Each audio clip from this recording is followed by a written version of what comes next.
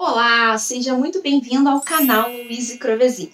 E no vídeo de hoje a gente vai conversar sobre um tema que foi uma dúvida que eu recebi no meu direct, que é a seguinte: existe a possibilidade de um paciente ter concomitantemente SIBO e SIFO? Nesse vídeo eu vou responder para você essa dúvida. Então, bora lá?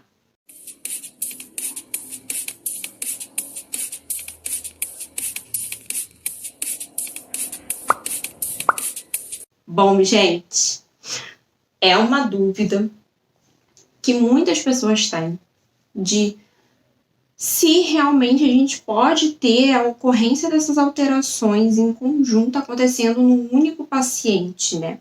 O que a gente observa? Muitas vezes o paciente chega cheio de queixas gastrointestinais e algumas delas podem nos levar à suspeita de algumas dessas doenças, tanto disbiose, SIB, SIFO, que a gente pode confirmar por meio de exames que a gente tem, como sequenciamento da microbiota intestinal para avaliar a disbiose, e exames específicos que vão fazer a avaliação ali ou do gás expirado, ou até mesmo da cultura do líquido aspirado do intestino delgado, ali da região do duodenal. E aí, ter esse diagnóstico de se a gente tem uma SIBO, se tem uma SIFO, se tem uma disbiose. Mas vamos entender uma coisa. Todas essas condições não deixam de se tratar de disbiose, como eu deixo bem claro aqui no vídeo que eu falo de como detectar esses três por meio da anamnese. Então já assiste lá para você entender que os três são disbiose. Por quê? A gente tem uma alteração no ambiente da microbiota, uma alteração na funcionalidade dela. Isso já é caracterizado uma disbiose. Mas quando a gente fala de disbiose por si só, a gente pensa naquela clássica, onde a gente vê redução de diversidade, onde a gente vê redução de bactérias marcadoras de saúde, onde a gente pode encontrar aumento de bactérias pró-inflamatórias e ter uma maior inflamação, que vai ocasionar o leaky gut e por aí todas as consequências já conhecidas. Na SIBO e na SIFO, a gente tem um aumento do crescimento de micro-organismos. Na SIBO, bactérias, na SIFO, fungos, né? E aí é uma característica um pouco diferente, mas que também tem desfechos de causar sinais e sintomas e queixas no paciente e que também pode impactar o funcionamento metabólico. Muitas vezes, uma pode ocorrer sim em conjunto com a outra. Eu posso ter uma disbiose intestinal e no meio dessa fragilidade eu posso ter ocorrência em conjunto também de um supercrescimento de bactérias. E isso pode ser oriundo, por exemplo, do uso indiscriminado dos inibidores das bombas de próton, que tem essa tendência de causar tanto a SIBO como também ocasionar essa disbiose. Então a gente pode ter primeiro tanto uma disbiose, que já fragiliza esse ambiente, e por outros elementos que influenciam causar esse supercrescimento de bactérias, como eu posso ter um supercrescimento de bactérias que pode influenciar na microbiota posterior, então na microbiota mais distal ali da parte do intestino grosso, cólon, que é onde a gente consegue avaliar pelo sequenciamento da microbiota intestinal. Da mesma forma, na SIFO, muitas vezes a gente tem um cenário de disbiose ali nesses indivíduos onde a gente precisa tratar essa disbiose, independente de se a gente tem esse crescimento de fungos em regiões mais distais, né, ali no intestino delgado ou no intestino grosso. Então a gente precisa entender que inicialmente a gente pode ter um cenário de disbiose e que esses micro-organismos fungos que são oportunistas, eles acabam aproveitando-se dessa situação e crescendo também nesse ambiente e gerando todas essas consequências aí da SIFO. E a gente também pode ter, em conjunto, um supercrescimento de bactérias e de fungos. São situações que não são tão comuns assim da gente encontrar no consultório.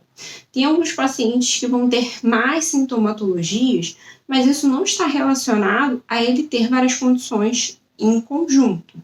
O importante é quando aquele paciente tem muitos sintomas, faz-se o tratamento e não tem uma resolução, de fazer um exame diagnóstico.